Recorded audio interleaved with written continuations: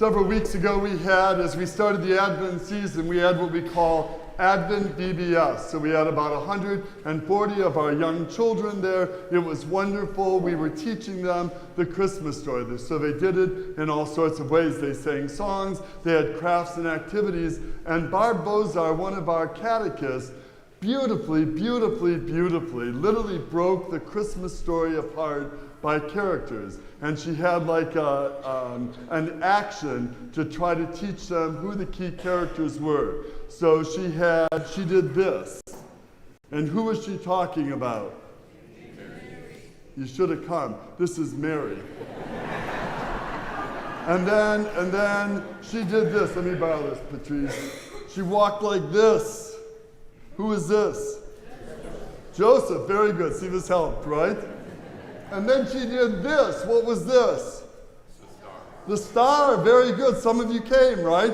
And she did this for all the key characters. It was wonderful, and it really helped the kids know all the key characters in the Christmas story, right? In the birth of Jesus. Well, it got me thinking, and we've done this 20 different times, even last night with our Living Nativity. But it got me thinking about the characters of the Christmas story, and it made me think about the innkeeper. Now think for a moment about the innkeeper. And in reality, I think we can most relate to the innkeeper. So as the story goes, Mary and Joseph knocked on the door, right? And what happened? What did the innkeepers say? There's no room, right? And so slammed the door, and they went on, and eventually they found the manger. Yes or yes? Glad you know the story, right? But think about the innkeeper. The innkeeper stood there and had a choice. To either open the door and figure it out or not. Think about it. The innkeeper, I've got no room. Translate, I don't want to be bothered.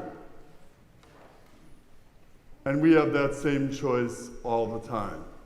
And as we get ready to celebrate Christmas, I share this now because the scriptures today really give us a picture of what happens when we open the door, open our hearts, and really make Jesus the center and the reason for this season.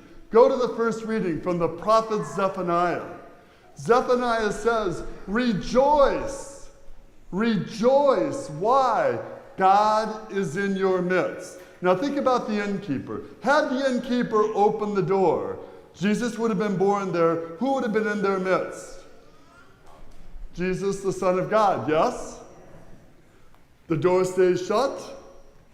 No Jesus, no God in their midst, right? Beautifully to the song, right? The psalm we sing, right? Joyful. Go to this Paul to the Philippians. And when we open our hearts and our lives to God, we should rejoice because we can ask God for anything. And God will provide for us in our every need. But in order for all those things to happen, what do we got to do? We got to open the door. We got to make room. We got to find a place so that Jesus can be the center of our lives and the reason for this season. Go to the gospel. And when we don't, the chaos and the confusion and the distress that follows. So it was absolutely lovely. This is Mary, this is Joseph, this is the star, and it made me think about the innkeeper, because I think we can best relate to the innkeeper, because we have choices every day. And especially now, as you outline and prepare for your family's celebrations of Christmas, you too have a choice. You can keep the door closed, too busy, no room in the schedule, no room in the inn. Or you can open up your heart to the Lord. And you can really make Jesus the center of your life, the center of your family celebrations, and the reason for this season. If you make that choice, you will rejoice and be glad. If you don't, you can probably get caught up in all the hubbub, distress, and mindless activity of the season. But the power of it, the choice, is yours. Zephaniah said, God is in our midst. So logical, right? Because what did Zephaniah do?